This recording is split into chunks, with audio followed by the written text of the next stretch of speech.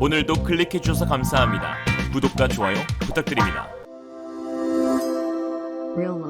우크라이나와 전쟁을 치르고 있는 러시아가 이제는 폴란드와도 군사적 마찰을 예고하고 있습니다. 만약 러시아가 나토 회원국인 폴란드와 군사 충돌을 빚게 된다면 단순히 러우 전쟁이 아닌 나토 대 러시아, 즉 세계 3차 대전으로도 확전될 수 있는 일촉즉발의 상황인데요. 사실 이를 푸틴이 모를 리가 없는데 왜 푸틴은 확전까지 각오하면서 폴란드와 군사 충돌을 마다치 않는 것일까요? 이는 폴란드와 국경을 맞댄 벨라루스의 최근 행보를 보면 알 수 있습니다. 최근 러시아 용병 조직인 바그너 그룹의 전투원 5천여 명이 벨라루스에 배치되어 군 특수부대 훈련을 지원하는 등 합동 훈련을 하고 있는 정황이 포착되었습니다. 우크라이나 매체 우크린 포럼에 따르면 처음 수백 명으로 추정된 바그너 그룹은 현재 5천여 명에 달하는 것으로 확인되었고 폴란드와 벨라루스의 군사적 요충지로 꼽히는 수바키 회랑 인근에서 훈련을 실시하고 있는 것으로 보인다고 하였습니다. 안드레이 카트라폴로프 러시아군 예병 연대장 겸 하원의원은 유사시 우리는 수비오키 회랑을 긴급히 필요로 할 것이라며 이 회랑을 수시간 내에 점령할 수 있는 병력이 준비되어 있어야 하며 이 부분에서 확실히 서방을 능가했다라고 했습니다. 수비오키 회랑은 폴란드와 리투아니아를 통과해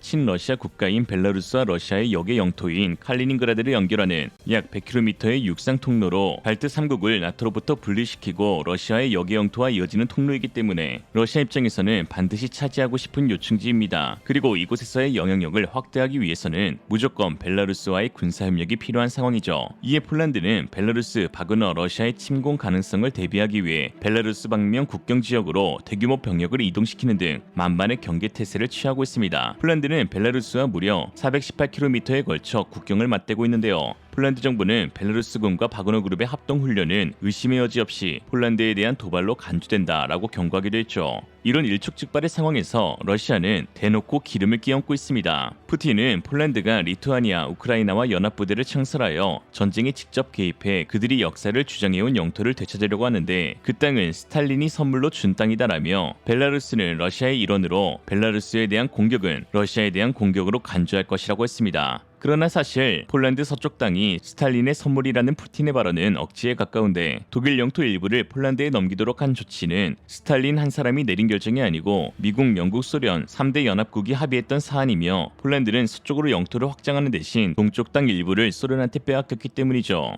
그래서인지 요즘 폴란드를 비롯한 동유럽 국가들 사이에서는 2차 대전 역사를 다시 써야 한다는 목소리도 커지고 있습니다. 소련이 연합군의 일원이 되기 전 나치 독일과 비밀조약을 체결하고 폴란드를 분할시키는 등 온갖 전쟁 범죄를 저질렀다는 점을 미래 세대에게 제대로 교육해야 한다는 것이죠. 이들 국가는 스탈린이 결코 유럽의 해방자가 아닌 히틀러와 동급의 전범에 불과하다고 여기고 있습니다. 이런 상황에서 벨라루스 역시 폴란드와의 전면전이 벌어질 가능성을 염두하여 러시아와 긴밀히 협력하고 있는데요.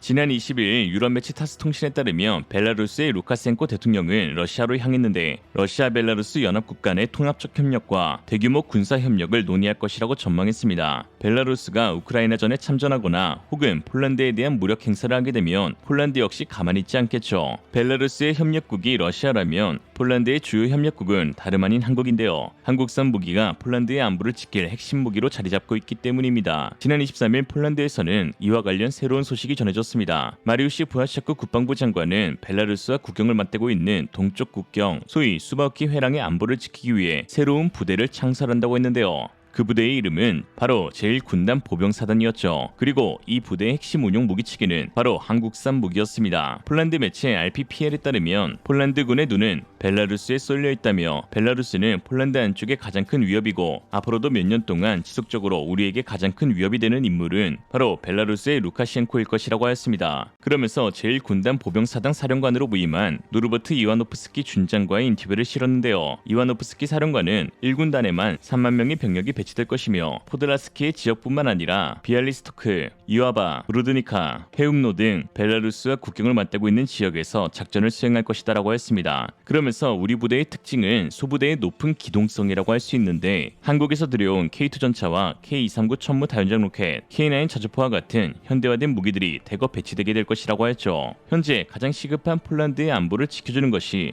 바로 한국에서 도입한 첨단 무기라는 것입니다. 이와 같은 소식에 폴란드 네티즌들은 든든하다라는 반응을 보이고 있는데요. 다음과 같습니다. 우리가 어떤 무기가 더 낫냐라고 말할 수 있는 것 자체에 기뻐해야 해요. 작년에만 해도 T-70이나 PT-90이 트바르디만 보유하고 있었거든요. 2000년대에 개발된 장비에 대해 논의하는 것이 1960년대에 개발된 장비를 논하는 것보다 훨씬 낫다고 생각합니다. 무엇을 구입하든 기술적으로는 이미 50년의 발전이 있었으니까요. 그래서 전 한국산 무기에 대해 더 말할 것이 없다고 생각합니다. 모든 것이 우리의 80년대에 트바르디나 레오를 개선한 것보다 더 좋을 것이라고 믿으니까요. 라고 했습니다. 이런 상황 가운데 폴란드 내에서 화제가 되고 있는 한 영상이 있는데요. 폴란드의 K2 전차 수출을 진두지휘하고 있는 예비역 준장이자 현대로템 부사장인 이희성 부사장이 폴란드와 한국이 차세대 전차 K3를 함께 개발하여 타의 추종을 불허하는 세계 최고의 전차 생산국으로 도약할 수 있다라고 밝힌 것입니다. 그의 자신감 있는 목소리에 폴란드 네티즌들 역시 한국과 협력하길 너무나 다행이다라는 반응을 보이고 있죠. Hyundai Rotem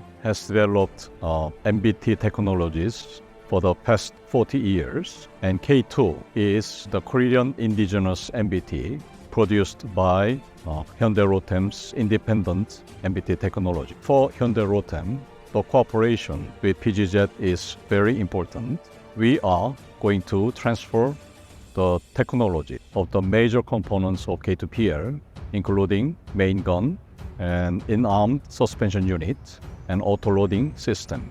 And many components of the K2PL will be produced in Poland. For the details, Hyundai Rotem members are discussing with the PGZ Group and Armament Agency now. As we see in Ukraine, the role of MBT in the battlefield is very important, as always. And compared to the past, there are several elements which are becoming more important. For example, rather than the armor protection, we need the active protection system, and we need the cooperative operational capability based on the digital system, and we need agile mobility and more accurate and powerful firepower.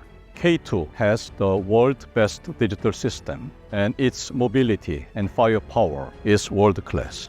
Hyundai Rotem hope that we will complete the world's best MBT together with PGZ Group. And Hyundai Rotem is developing the next generation MBT, being supported by Korean government and utilizing the cutting-edge technologies of Hyundai Motor Group. And the R&D focuses are on several areas, including the hydrogen energy fuel cell, stealth function, and artificial intelligence-based unmanned system, and improved armor, anti-drone system, 130mm main gun, and the most advanced battlefield management system.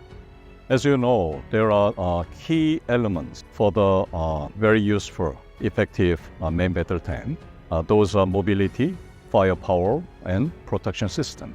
And as a member of the Hyundai Motor Group, we can cooperate and utilize the cutting-edge technologies of Hyundai Motor Group, especially on the mobility. Hyundai Motor Group has invested tremendously on the future technology, including artificial intelligence, robots, unmanned system, energy, for the future weapon systems, such as next generation main battle tank. We will work with the Hyundai Motor Group Research Center, and we will utilize the hydrogen energy fuel cell and the unmanned system and the mobility and other areas. 실제로 지난 15일 제주 컨벤션 센터에서 열린 2023 한국군사과학기술학회에서 현대로템은 예상 못한 발표를 하였습니다. 바로 새로운 차세대 MBT인 K3 스텔스 전차의 설계 기념을 공개한 것인데요. 처음으로 구체화된 K3의 무장, 시스템, 설계가 공개되어 큰 화제가 되기도 했습니다. K2 전차와 비교해 가장 눈에 띄는 부분은 바로 스텔스 디자인의 외형이었습니다.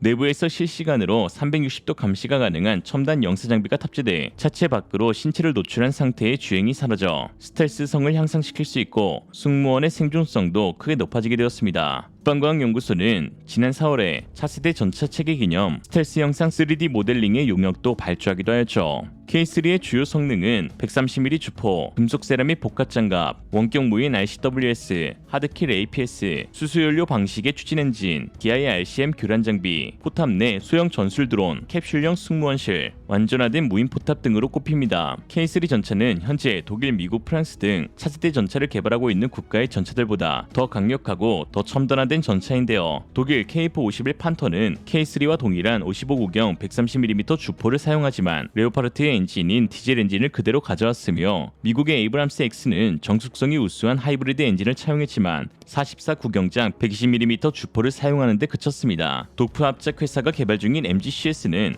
못생겼습니다. 즉 한국의 K3는 계획대로 개발이 진행된다면 전 세계에서 개발 중인 전차들의 장점들을 유례없이 하나로 통합한 그야말로 전차계의 끝판왕이 되는 것이죠. 해외 매체들 역시 K3 전차에 깊은 관심을 내비치며 전차의 놀라운 진보라고 평가했는데요. 군사 매체 아미 레코그니션은 새로운 K3 주력 전차 개념은 스텔스, 방어, 화력 측면에서 도약을 약속하는 상당한 업그레이드라며 기대에 부응한다면 틀림없이 전장 능력을 획기적으로 높일 수 있을 것이라고 하였고, 타버는 러시아 아르마타에 대해 한국은 미래 탱크인 K3로 답변했다라고 하였으며, 폴란드 매체 치피엘은 보고도 믿겨지지 않는 한국의 미래형 차세대 탱크라고 하였습니다. 그러면서 한국은 탱크 혁명을 원한다. 현대식 K3 전차는 기존의 장갑 능력을 새로운 차원으로 끌어올릴 것이고, 한국이 제시한 차세대 전차 개념은 자체 전차전 능력을 개발하여 이 지역에서 진화하는 위협에 대처하려는 한국의 의지를 나타낸다. 이 미래형 디자인은 기동성, 생존성, 화력 및 상황 인식을 향상시키는 첨단 기술과 혁신적인 개념을 통합하여 한국의 방어 능력을 강화할 뿐만 아니라 전 세계 기갑전의 진화에 기여할 것이라고 하였습니다. 그러나 일각에서는 K3에 대해 부정적인 반응을 보인 곳도 있었는데요. 바로 중국입니다. 중국 매체 인민망은 한국의 K3는 러시아 T-14 무인 포탑 체계, 독일의 130mm 활강포 개념, 미국의 하이브리드 시스템을 그저 하나로 통합한 전차라면서 여러 국가들의 차세대 전차들로부터 좋은 개념들과 신기술들을 K3 개발에 차용한 것은 한국 방산 발전의 원칙이 그대로 드러나는 대목인데, 그러나 그렇게 다양한 신기술들을 적용해서 생기는 신뢰성과 호환성 문제들을 한국이 과연 잘 해결할지는 의문이다 라고 했습니다. 아니 그게 그렇게 의문이면 한방 맞아보든가. 뭐 중국이 비판하니 잘 될 것 같아 보이는데요. 그런 말이 있죠. 중국한테 욕먹고 있다는 건 잘하고 있다는 증거다. 오늘의 한 줄평, 중국, 러시아, 북한 세 국가 한 방에 보내버리는 킬3 K3 전차. 이상으로 리얼리즘이었습니다. 여러분의 생각은 어떠신가요? 현명하고 지혜로운 여러분의 의견을 지금 댓글에 남겨주세요. 감사합니다.